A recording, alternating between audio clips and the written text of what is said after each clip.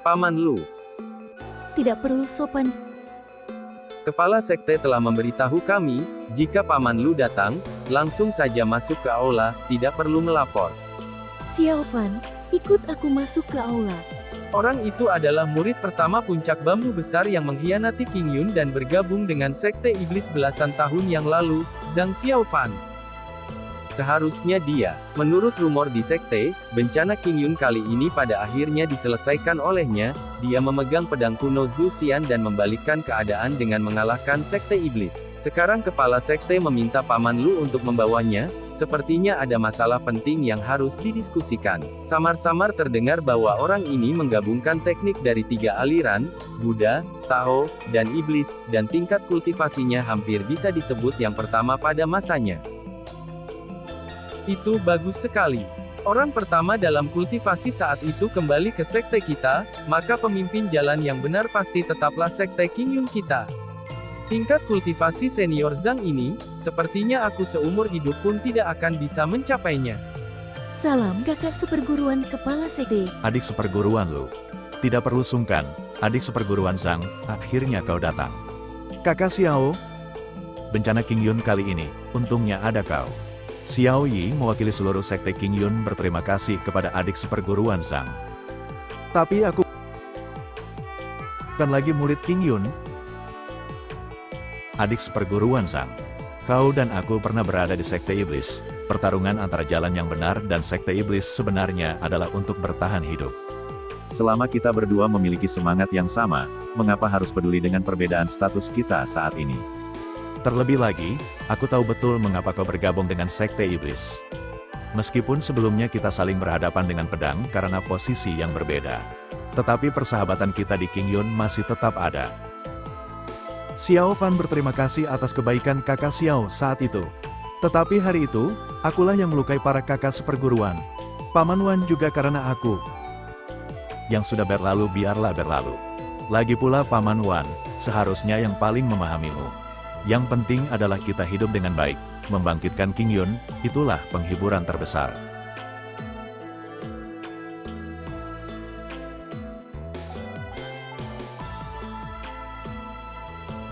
Xiao Fan, benarkah itu kau? Kau akhirnya kembali. Kakak seperguruan, ini aku sudah kembali. Adik seperguruan Lu, adik seperguruan Zhang. Linger mendengar kau kembali, pagi-pagi sekali sudah mendesakku untuk datang ke puncak bambu besar bersamanya. Tanpa diduga, kalian pergi ke tempat kakak Xiao, kepala sekte di puncak Tongtian. Kakak Qi, kakak Tian, sudah lama tidak bertemu. Kakak Xiao mengirimiku pesan, jadi kami pergi ke puncak Tongtian. Xiao Fan, selama bertahun-tahun ini, apakah kau baik-baik saja? Tidak ada yang baik atau tidak baik. Hidup ini hanyalah mimpi besar yang hampa, bunga mekar dan rambut memutih, hanyalah sekejap mata. Xiao Fan, semua yang terjadi di puncak Tongtian saat itu bukanlah salahmu. Kami juga tidak tahu mengapa kepala sekte mengayunkan pedang Zhu Xian ke arahmu. Tapi yang kami tahu, Nona Biao dari sekte iblis itu menangkis pedang itu untukmu. Hal-hal setelahnya, aku sudah dengar dari kakak seperguruan. Sebelum ayah meninggal, dia selalu berharap kau bisa kembali. Tempat tinggalmu, ayah selalu menyuruh orang untuk membersihkannya. Meskipun beliau sudah tiada, tetapi aku pikir, jika ayah tahu kau kembali, dia pasti akan sangat senang. Kakak seperguruan, semua ini salahku, aku selalu menyesal. Selama bertahun-tahun ini, aku tidak bisa membantu puncak bambu besar sama sekali. Semua karena aku. Adik seperguruan Zhang, ini tidak bisa menyalahkanmu. Masalahmu, terakhir kali kakak Song sudah menceritakannya pada kami. Kau juga terpaksa, hidup ini singkat, hanya beberapa puluh tahun, bagaimana mungkin semuanya bisa sesuai dengan keinginan kita. Kakak Qi, bagaimana kabar Jing Yu? Aku selalu ingin menemuinya sendirian, juga ingin berbicara baik-baik dengannya. Jing Yu, beberapa hari yang lalu kembali ke puncak Longshu. Dia juga memberitahuku tentang masalah Paman Wan. Adik seperguruan Zhang, kalian pernah menjadi saudara, saling bergaul. Masalah Paman Wan memang menjadi rintangan yang tidak bisa kalian lewati.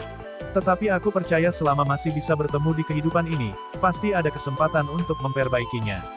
Yang paling ditakuti adalah perpisahan diam-diam, sejak saat itu terpisah jauh, sampai tua dan mati, bahkan jika ingin meminta maaf kepada pihak lain, tidak akan pernah ada kesempatan lagi. Dia memberitahuku, setelah hari peringatan kematian Paman Wan, dia akan turun gunung untuk berkelana. Terima kasih atas nasihat Kakak Qi. Aku akan menemuinya di aula leluhur. Xiao Fan, bagaimana dengan Nona Biao itu? Dia benar-benar.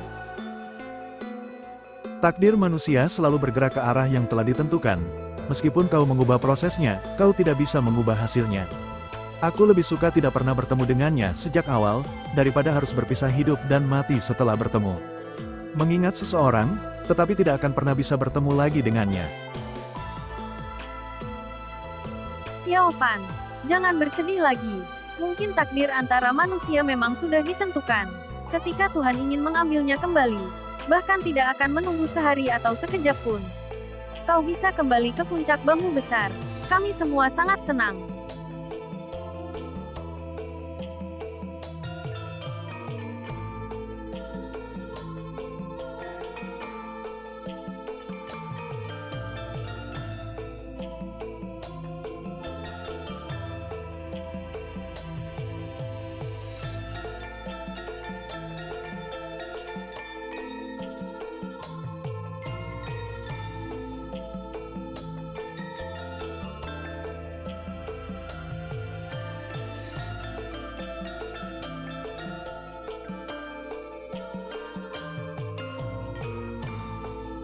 Sueki, maukah kamu memeriksanya lagi? Gadis ini tidak fokus. Sama sekali tidak mendengarkan apa yang aku katakan. Xiao Xi, kamu di sana. Kakak seperguruan, ada perintah apa? Turun gunung sebentar. Pergi ke kota Heyang untuk membeli barang-barang di daftar ini. Kakak seperguruan, tidak masalah. Kalau begitu aku akan turun gunung sekarang. Pergilah. Kembalilah lebih awal. Sueki, guru saat itu menyerahkan posisi pemimpin puncak Xiaozu kepadamu. Kamu malah bagus. Sekarang menyerahkan semua ini kepadaku. Sepertinya karena adik seperguruan Zhang kembali ke puncak Dazu. Hatimu sudah tidak di puncak Xiaozu lagi ya. Kakak seperguruan, kamu menggodaku lagi. Tadi kamu melamun. Apa yang kamu pikirkan? Aku sedang berpikir hari ini ada urusan, harus pergi ke puncak Dazu. Ayah, ayo sini. Kamu ceritakan padaku. 3 hari yang lalu, 2 hari yang lalu, kemarin, kamu 3 hari berturut-turut pergi ke puncak Dazu. Hari ini ada urusan apa lagi yang belum selesai? Cepat katakan padaku, biar aku juga lihat-lihat. Beberapa hari yang lalu, aku susah payah membujuknya untuk kembali ke gunung. Aku sangat senang, jadi aku ingin pergi menemuinya. Tapi hari ini benar-benar ada urusan. Aku butuh kakak seperguruan menemaniku ke sana. Aku juga harus pergi. Ada urusan apa? Kemarin dia memintaku, katanya aku harus membawamu ke puncak Dazu. Selain itu dia juga memberitahuku, para pria di puncak Dazu semuanya bodoh. Terutama yang sekarang menjadi pemimpin, jelas-jelas hatinya gelisah. Berjalan dan duduk pun seperti orang linglung, tapi dia diam saja seperti labu yang tertutup. Bodohnya, sampai dia sendiri tidak tahan melihatnya. Omong kosong. Tidak sopan pada senior. Anak itu, dia jadi nakal. Jadi kakak seperguruan, kamu pergi atau tidak? Pergi, kita pergi sekarang. Lihat aku pergi ke puncak Dazu untuk memberinya pelajaran. Laoki, untung kamu kembali. Kalau kita bergiliran memasak beberapa tahun lagi, mungkin kamu akan melihat kami para kakak seperguruan saling bunuh. Omong kosong. Lao Er, Lao San, dan Lao Wu mana? Tidur. Masih tidur. Sekelompok orang tidak berguna. Kakak seperguruan, hari ini biar aku yang bereskan di sini.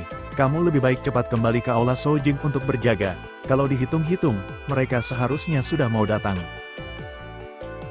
Siapa? Apakah adik seperguruan Lu Sueki? Dia beberapa hari ini memang sering datang, tapi dia datang untuk menemuimu, tidak ada hubungannya denganku. Ku dengar kakak Wen Min hari ini juga akan datang. Benarkah?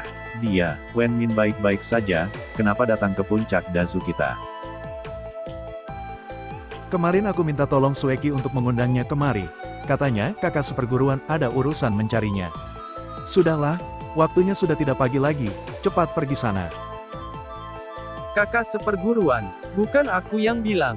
Untung saja adik seperguruan dan adik seperguruan Lu dari puncak Xiaozu hubungannya baik, membantumu. Kalau tidak, kamu berencana diam saja selama beberapa tahun lagi. Bagaimana bisa begitu? Aku kan sedang memikirkan bagaimana cara mengatakannya. Kakak seperguruan, sadar dirilah sedikit. Lagi pula, kamu tidak bisa hanya memikirkan dirimu sendiri yang saling lirik tapi tidak kunjung ada kepastian. Para adik seperguruan memberimu muka sebagai pemimpin. Kamu tidak menikah tidak apa-apa, menunda orang lain, apa kamu tidak malu? Begitukah? Aku benar-benar tidak terpikir sampai ke sana. Kalau begitu, ini memang salahku. Tunggu dulu, Lao Liu, kamu bohong lagi, kamu pikir aku bodoh. Dihitung dari Lao Er, Lao San, Lao Si, Lao Wu, ditambah kamu Lao Liu, kalian berenam mana ada gadis yang disukai. Setiap hari di puncak Dazu ini menipu hantu apa? Mungkinkah aku salah lagi? Bocah tengik, ternyata kamu yang menyindirku. Kalian sudah datang ya, cepat masuk, duduk.